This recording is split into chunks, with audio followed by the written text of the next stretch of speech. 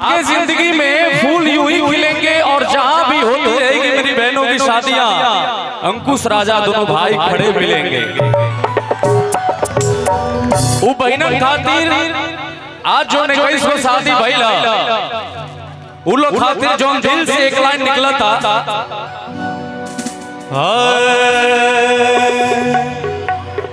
हो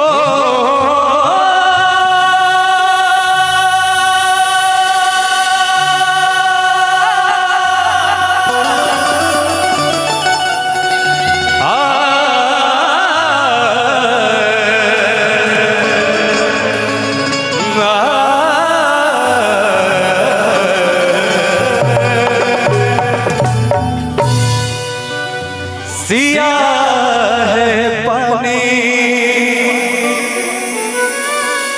तो राम है चंदन,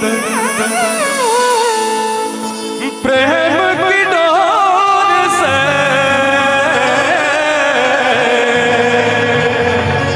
बंध रहा बंधन।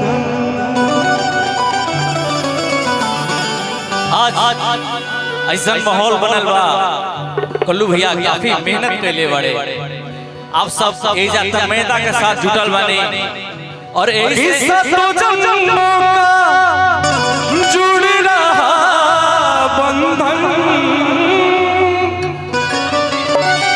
किस्सा तो जन्मों का जुड़ रहा बंधन।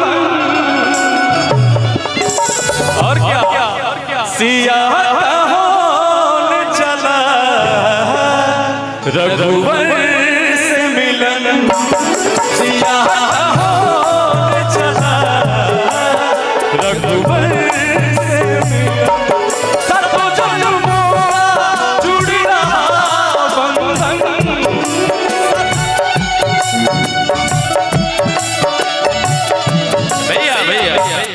एक बार तक हेनिया से हट जाता भैया, तब हेनियो चल जाते। कबे से लोग बोलावत है यार, किस्सा तो जन्मों का जुड़ रहा बंधन। तने हेने तक आवे थे किसिया होने चला रघुवर से मिलन, सिया होने चला रघुवर से मिलन।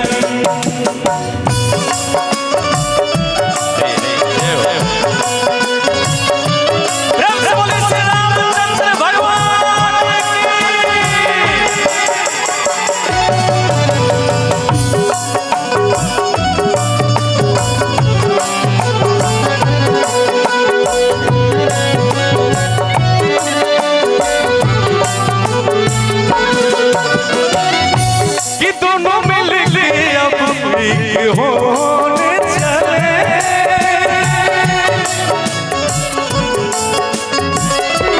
नए रिश्तों का बीज बोने चले,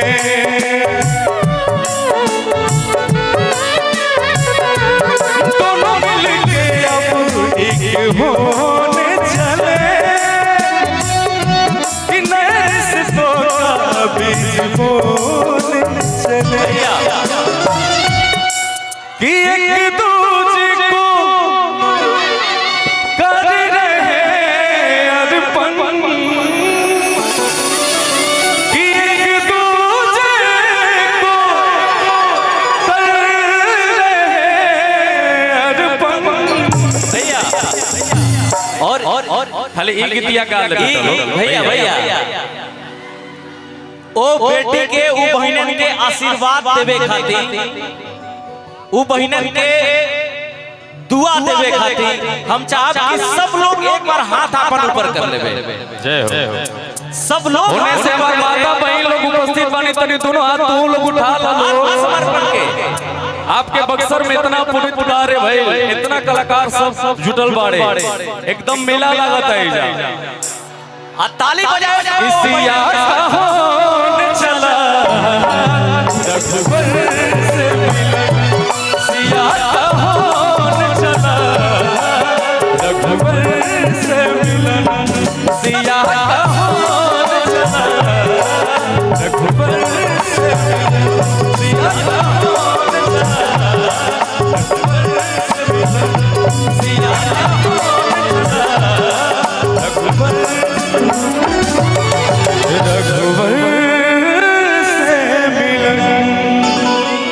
हेलो हेलो हेलो हेलो,